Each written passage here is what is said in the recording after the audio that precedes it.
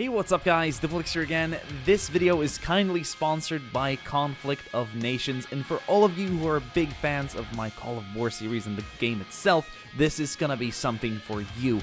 I am later in the video going to announce the custom 64 player subscriber game. I'm going to share all the information with you. Of course, this information is already going to be down below in the video description, so go ahead and join the game, because by the time this video is live, all those seats are going to be occupied quickly. So hurry up, sign up, and secure that additional bonus. Guys, I am so excited to tell you a little bit more about this game, because this is quite different than Call of War. First of all, I'm not gonna lie, we can't just shove this under the carpet. I'm being invaded by Poland. They have unidentified surface units. Just, you hear that? They're pounding Stockholm right now. We have another squadron up here attacking Gävle. Malmö is taking a lot of fire as well. They have some fighters, some strike fighters over, yeah, they're just about to be over Karlskrona, which is a naval base. So the way this works differently, and by the way, I'm sending down a lot of troops here from the north. Our infantry divisions with artillery. We might not be able to target their naval units, but we're going to be able to stop their invasion once that happens. I'm going to have to focus on building up more further inlands. I think I just lost my own fighters. In fact, maybe I can have them strike their fighters. Get their fighter squadrons, give them a bit of a dogfight. Anyway, guys, so the way this works is a little bit different. Now, we're going to look through some of these different buttons up here and their features. Of course, you've got the news. You hear that? CON News. Conflict of Nations News? Makes sense. Oh, we're currently third. So that's cool. We got the research, and it's different. You have, as you can tell, a lot more different areas of research. You have infantry. Notice there's just a lot more infantry. In Call of War, you had the standard infantry, you had the mechanized, motorized, all that stuff. But here, look at this. You got motorized infantry, mechanized infantry, naval infantry, airborne infantry, which I, by the way, have, but I don't have an airport that can stage an airborne assault and get these guys into the helicopters yet. So I'm building that, but I think this whole plan is going to be stopped by the Polish invasion. You've got special forces here on day 5, basic SAS. You got National Guard, too, which is nice. A lot of variety of infantry here, and the research is so different. You don't really just level them up. You give them different abilities. Like, on day 7, you give the motorized infantry man-portable air defense, which is really cool. And there's just a bunch of different things here. This gives them a different vehicle, a different transport. This is going to give them some armored vehicles. It's cool. It's really cool. There's a lot you can explore here on your own. I don't really think I have the time to go through this all. You got the armored section here. Combat reconnaissance, armored fighting vehicles, amphibious combat vehicles, which is really cool. All nations have different units, not, unique units, but the Eastern states are going to have Russian-based units. The Central European are going to have, like, NATO, like German, French, even Swedish units. Like, I do believe we might see some later up here. Not sure. But yeah, it depends on what unit you look at, because we have Swedish aircraft, which is really cool. And of course, the West, like, Canada, the United States, they might have the Bradleys and the M1A2s instead of this. So it's a nice mix. I really like that. The same way they've done it in Call of War. You got the Leopard 2 here, and just a bunch of other ones. Kanonenjagdpanzer. Nice. Support. Oh, there's just so many things going on here. You got the towed artillery, which is the classic, the basic day 1 unit. Then you can get some mobile artillery, but you also have rocket launchers. That's really cool. You got the mobile AA, mobile SAM, which is a different kind of AA, surface-to-air missile launcher. The theater defense system. This is the Bloodhound, long-range surface-to-air missile system. Oh, and the mobile radar to just detect units. To combine these with the theater defense system units, and you're going to be able to, well, cover a lot of your own territory against enemy air and whatnot. And that's really cool. Like, the end tier here would be Groundmaster 400 and the SAMP/T. That's just so cool. There's so many things here going on, man. I'm excited to check out all these units. You got the helicopters, you got the gunships, the attack helicopters, and the ASW helicopters. Not sure what that stands for, but the airborne infantry operates out of their own choppers, which is why you need not only a barracks, but an actual airport. an airfield to build these. That's my phone. To excuse me. So, the fighters, here we go. Air superiority. Look, it's the J-35A Draken. Swedish. I wonder if we've got the JAS 39 here somewhere. It might be in a different category. That would be really cool. You got all these other NATO, Mirage, and Étendard Tornadoes, and the Harrier. So you got the Naval Air Superiority Fighter, you got the Stealth Air Superiority Fighter, and that's going to take you a while to get. Beginning with the MBB Firefly. You got the Strike Fighter, which is like a multi-role. So this is really good to have. This is for ground and air fighting. Of course, air superiority is going to win against strike fighters. You got the naval strike fighters, like the Harrier. That's a classic. You got the Stealth. You even have the UAV. Like the Neuron here is the last. And I'm pretty sure... Here it is. Nice. It's a strike fighter. It's the best strike fighter out of these types of units, or for this nation group. Heavies, you got the naval patrol aircraft, the AWACS. That's a aerial reconnaissance, like super advanced stuff. You got a naval AWACS as well. Heavy bombers, you got the Valiant. That's a British bomber. You got the Victor, the Vulcan. That's also British. That's really nice. You got the SR-71 Blackbird as well. Okay, naval units. This is cool too.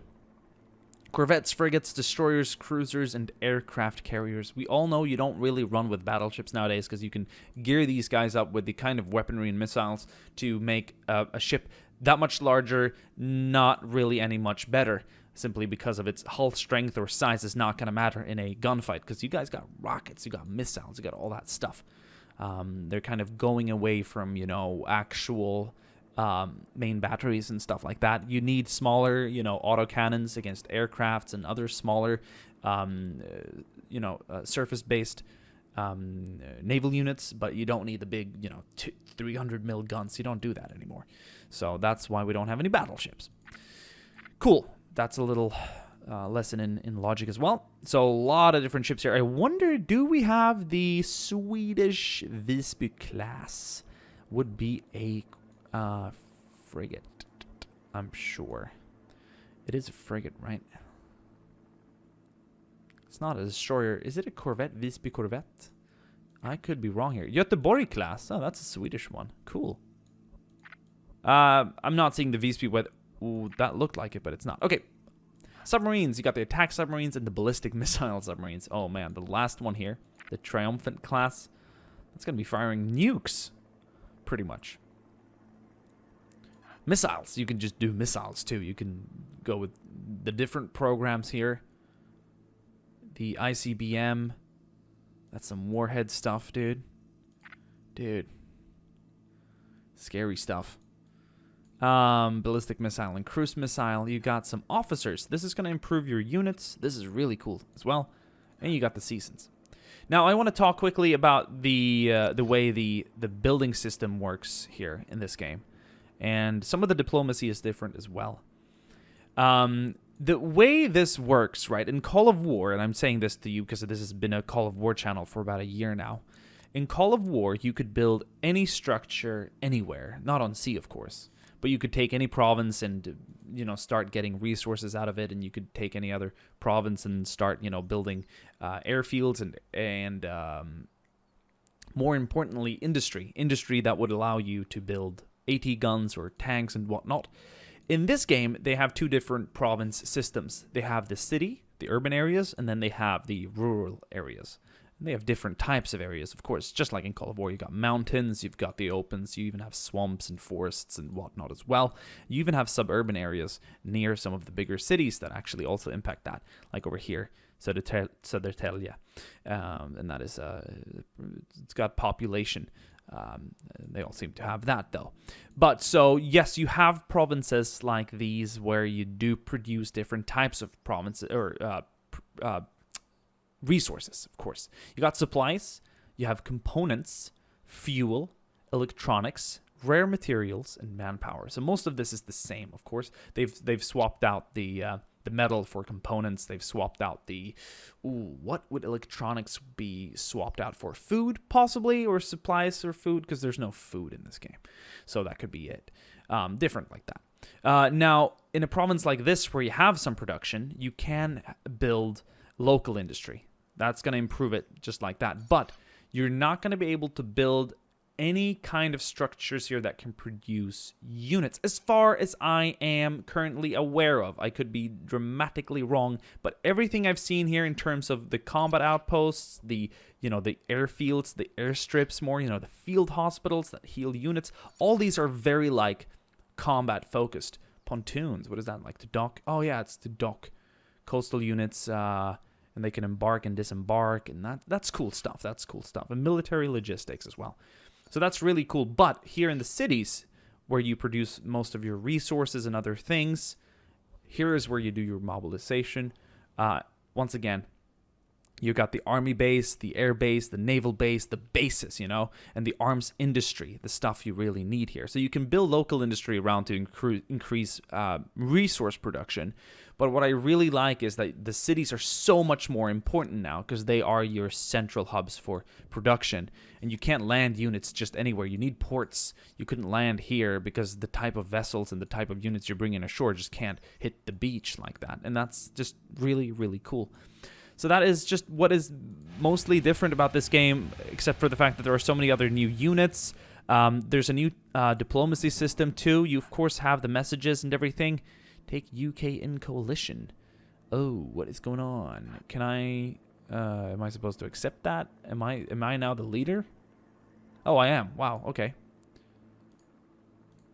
The free and fearless. Remember, this is my first game. All of these other players, this is most likely their free game as well.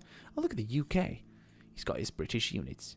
So I'm sure there's 3 categories, because I didn't find any M1 Abrams tanks, and there would be that. So these guys have the Western units, we have the Central European units, and these guys have the Eastern units. I'm pretty sure that's how it works. Similar, because that's the way it works in...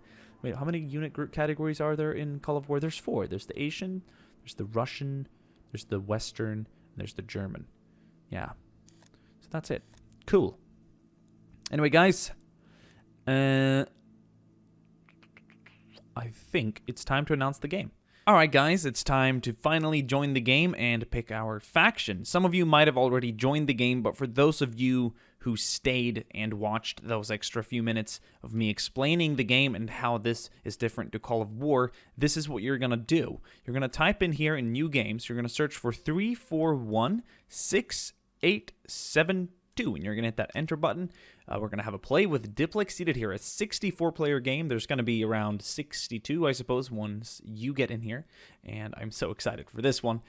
Play fair or get banned, okay? Keep in mind, please enter the password. Now, we're not going to enter my Google password or whatever this is, but we're going to type in capital D, IPLEXHEATED 0920. We're going to click that OK button, and we're going to get thrown into some action. All right. I am so excited. So, here... Oh, it's an even bigger map. What? I honestly, for some reason, I thought it was centered around, like, Europe. You had the eastern part of North America and the western part of Asia. But no. We've got it all. That also explains how they can fit this into a 64-player game instead of just the 30-player game. Guys, I am hella excited. We are going to be in ordinary fashion Sweden, okay? This is... I'm not sure if this is an easy nation or a hard nation. I'm sure being Australia is a better country to select, and this is making me doubt my choice. It would be nice to be the whole of Australia. Just have all of Australia. Now I have to worry about my neighbors, and I have to worry about Central Europe. I don't think I've shown enough love for Australia. I think I'm going to break a tradition here. I've played Sweden twice in Call of War. It was my first game as well. I don't know, man. I feel like it looks so nice. You got your own island. It's massive. We got New Zealand, too. We could do New Zealand. No, we are going to be Australia. This is interesting. Geographically large island nation. With an island the size of a continent, the natural path of expansion leads north. Strong navy is essential as the ability to quickly deploy infantry across a vast expanse. Advice, best suited for experienced players or players who like a slow start. I like a slow start, not that experienced. What does Sweden say? Immediately runs out of space. This one doesn't even have much of a notice here, extra. I don't think. No. What does the United States say? Best suited for experienced players. So if it doesn't say any of it, then it might not really matter. I'm not an experienced player, but I think the nation fall here is gonna come on to Australia. So the military doctrine is Western. Research doctrine favoring armored fighting vehicles, air mobile infantry, and attack helicopters. It would be really cool to have that. This one's going to have the European doctrine. This one's going to have the Western. Then this should be the Eastern doctrine. As a matter of fact, let's scroll down. Eastern. Yeah, so there are 3 different military doctrines. Never tried the Western before, so that'll be interesting. We did have a look at the European one in the video I made, or the clip that you saw previously. So let's be Australian. It looks too tempting to be this massive island nation. What is the difficulty of New Zealand, though? Best suited for experienced naval players. No, I think that this will work. Or players who like a slow start. I like a slow start, so it doesn't necessarily mean I have to be so experienced. We are going to click OK. You guys, hopefully, are already joining. Look at this. Straya, mate. Straya. Okay, I'm going to try and not upset anyone with my my attempt at an Australian accent. But here we go. This is the entire map in all of its glory. Look at all of Africa down here. You got all these desert areas. It's so cool. Look at the vast emptiness here in the center. United States. Oh, I love the detail of this map, and I love the way they have the provinces set up. Quick look at my research. Oh yeah, it looks different. This is more US looking. Man, oh man, I'm excited. I'm not gonna tell you what I'm gonna be, but my allies will probably know. We're gonna start a coalition most likely. Maybe a West Asian coalition or something like that. Thank you guys for watching, and I'll see you in the game.